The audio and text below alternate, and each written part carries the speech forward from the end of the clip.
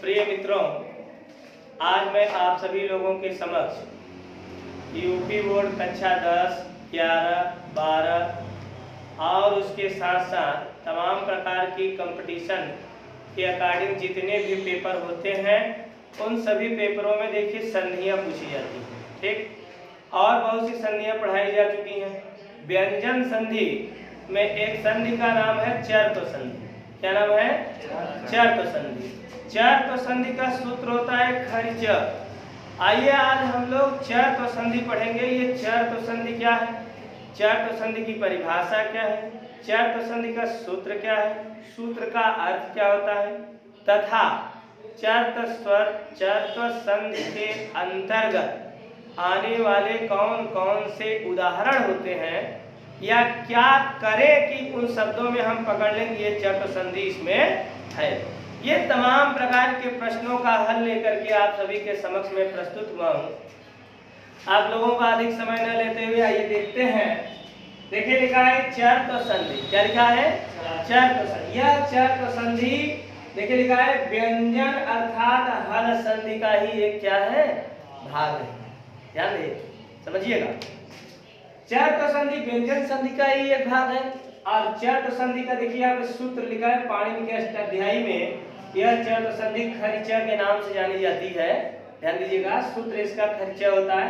खरिचा अर्थात चर्त संधि 8वें अध्याय के चौथे पाद या चौथे खंड का 55वां सूत्र है। कैसा है? 8वें अध्याय के चौथे खंड का 55वां सूत्र है, जिसका नाम क्या है? खर्च। इसको हिंदी में क्या बोलते हैं? बोलो, चर्त संधि। क्या बोलते हैं? चर्त संधि। चलिए अब देखिएगा आगे खेला अब चालू होगा। सूत्रार्थ, सूत्र का अर्थ बहुत सरल है। ये चर्त संधि बस केवल परिभाषा पढ़िए आप आराम से। और फिर हम आते हैं यहाँ पे।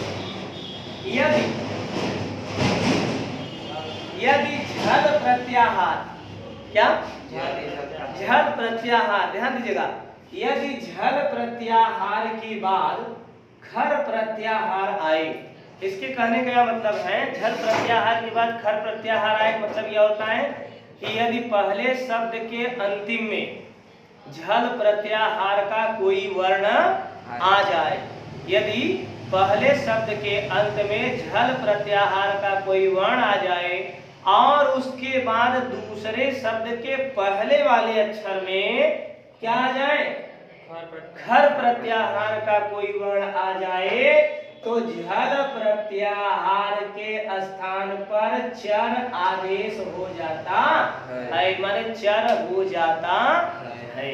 क्या हो जाता है? चर हो जाता। आगे ध्यान दीजिएगा, बहुत सरल है। यदि झल प्रत्याहार के बाद कोई खर प्रत्याहार का वर्ण आए तो झल के स्थान पर चर आदेश हो जाता है। दूसरी बात यार, अब ये झल क्या होता है, खर क्या होता है, चर क्या होता है, यही 3 प्रत्याहारों की लिस्ट, उसकी कुंडली अब हम देखेंगे। देखिए तुरंत ही आपको समझ में आएगा। देखिए झल क्या है। झल के बारे में सबसे पहले आपको बता दें कि झल एक प्रत्याहार है। झल क्या है? माहेश्वर सूत्र आप पढ़े हैं। माहेश्वर सूत्रों की संख्या कितनी होती है? 14 होती है। कौन कौन? आयुर, ऋग्विक, एवं, औज, हैवरट, लड़, यमंगणनम, झवय, घटदस, जबगटदस, खप, छट, चटतव, कपय, सस्सर। ये 14 प्रकार के क्या हुए? सूत्र। भगवान शिव शंकर के डमरू से निकला हुआ यह 14 प्रकार का सूत्र था, जिसे फिर बाद में क्या कहा गया? माहेश्वर सूत्र के नाम से संबोधित किया जाने लगा। तो झल प्रत्याहार देखिए एक प्रत्याहार है जिसमें वर्गों के वर्ग कितने होते हैं? जल्दी बताइए, वर्ग कितने होते हैं? 5 होते हैं। कौन कौन? क वर्ग, च वर्ग, ट वर्ग, त वर्ग और प वर्ग। हर एक वर्ग में कितने वर्ण होते हैं? 5 वर्ण होते हैं। अर्थात 5 वर्गों में कितने वर्ण हुए? 25 वर्ण हुए ना। तो एक वर्ग जैसे क वर्ग ले लिए तो क वर्ग में कौन कौन आते हैं? क, ख, ग, घ, ङ। च वर्ग में छ, छ, ज, झ, ञ। ट वर्ग में ट, ठ, ड, ढ, ढ़। त वर्ग में त, थ, द, ध, न। और प वर्ग में प फ ब भ म। ठीक, तो जहाँ वर्ग वर्ग नाम आ जाए व्याकरण में तो घबराना नहीं है। वर्ग का मतलब 5 वर्ग होता है, क वर्ग, च वर्ग, ट वर्ग, त वर्ग और प वर्ग। हर एक वर्ग में कितने वर्ण होते हैं? 5 वर्ण। समझ में आया? अब आइए आगे देखते हैं। तो झल एक प्रत्याहार है जिसमें वर्गों के प्रथम, द्वितीय, तृतीय, चतुर्थ एवं स ह वर्ण आते हैं। ये प्रथम, द्वितीय, तृतीय, चतुर्थ क्या हुआ? प्रथम माने क च ट त प, हर एक वर्ग का प्रथम, ये क्या हो गया? प्रथम। द्वितीय क्या हो गया?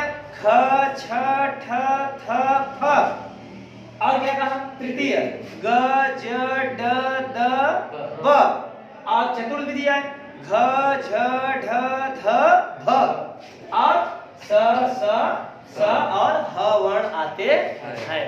माने कितने कुल वर्ण हुए? अगर जोड़ा जाए तो 1 2 3 4, 4 चौके 16। कितना हुआ? 4 चौके। तो झल प्रत्याहार एक प्रत्याहार है जिसमें वर्गों के प्रथम, द्वितीय, तृतीय और चतुर्थ और स ये समझ में आया ना? स क्या है? अब कह रहे देखिए झल में कौन कौन वर्ण आ रहे हैं।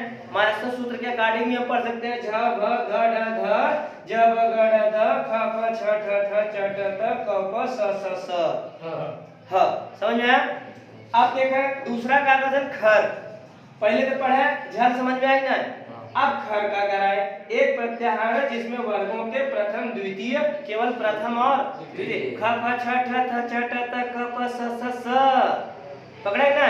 ख फ छ ठ थ च ट ख फ छ ठ थ दूसरा, च ट त क प पहला, और स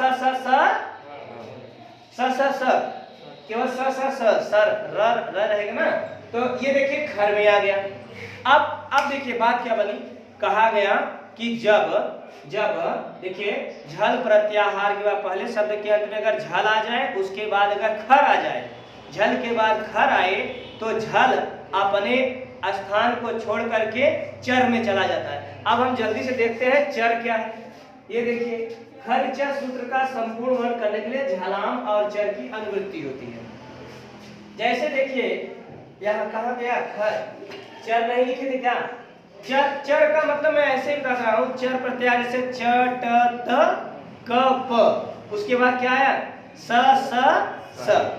समझ आए नहीं? च ट त क प माने पहला वर्ण हो जाता है, पहला। अब देखा कैसे? अब ये ग्राफ अगर आप समझ लिए तो काम बन गया। ग्राफ को देखो ध्यान से। पहले बताएगा ये देखा पहले शब्द का अंतिम हो जाएगा, पहले शब्द का अंतिम, ये दूसरे का पहला होगा। ठीक, आप देखा कहा जा रहा है कि अगर झल आ जाए, झ भ घ ढ ध ज ब ग ढ ध ख प छ ठ थ च ट त क प स ह, तो कह रहे हैं अगर झल के बाद, ध्यान देना, अगर झल के बाद खर आ रहा है, झल के बाद अगर खर आ रहा है, ध्यान से समझा, झल के बाद अगर खर आ रहा है, जैसे देखा है लिखा था सद धन कारह, तो ई देखा द है, ध्यान देना ये द है। अब द किस में है? तो कहेंगे झल में है। झल में देखा यही देखा द होए कदम, ये देखिए झल में मिला। अब कह रहे झल के बाद अगर क्या आ जाए? खर आ जाए। तो खर देखा बात ना, खर, ये देखिए खर है, खर में देखिए क्या है? क है ना, ये देखिए क मिल गया, मिला नहीं? तो कह रहे हैं अगर झल के बाद, पहले शब्द के अंतिम अगर झल के बाद दूसरे शब्द का पहला अगर खर आएगा तो झल किस में चला जाएगा? झल किस में चला जाएगा? चर में चला जाएगा। तो ये द था, द का पहला क्या हो जाएगा? द का पहला क्या होगा? त हो जाएगा। तो अब देखा द का त हो गया और इधर क्या हो गया? कार ना। अब इस त को हम ऐसे भी कर सकते हैं आधे में, अब क्या बन गया? सत्कार, ये आपका बन गया। सत्कार में कौन सी संधि है? सत्कार में कौन सी संधि है? चर। एक और देख लीजिए, सदधन पात्रम ना, ये देखिए सद द का त हो जाएगा क्योंकि इधर क्या है? खर है, तो यहाँ क्या हो गया? सत पात्रम। समझ में आया? सत पात्रम हो गया। और आइए देखते हैं जैसे देखिए लिखा है क्या, दिग, ये देखिए दिग धन पालक। अब देखो ग है, ग क्या है, खर है, खर के बाद ये देखिए क्या है, पर झल है, हाँ झल के बाद खर है ना, तो ये क्या हो गया, चर हो गया। ये ग का पहला क्या हो जाएगा, क हो जाएगा। ये देखिए भेद धन तुम है, तो द का त हो गया, भेद धन तुम। अब क्या बना, भेद तुम। आशा है समझ में आ गया होगा। यही है आपका क्या, बोलिए चर तो संधि। आशा है आप लोगों को समझ में आया होगा। ये चर तो संधि अच्छी तरह से आप लोग दोहरा लीजिए। ठीक, अगली संधि में जल्द आप लोगों के समक्ष लेकर के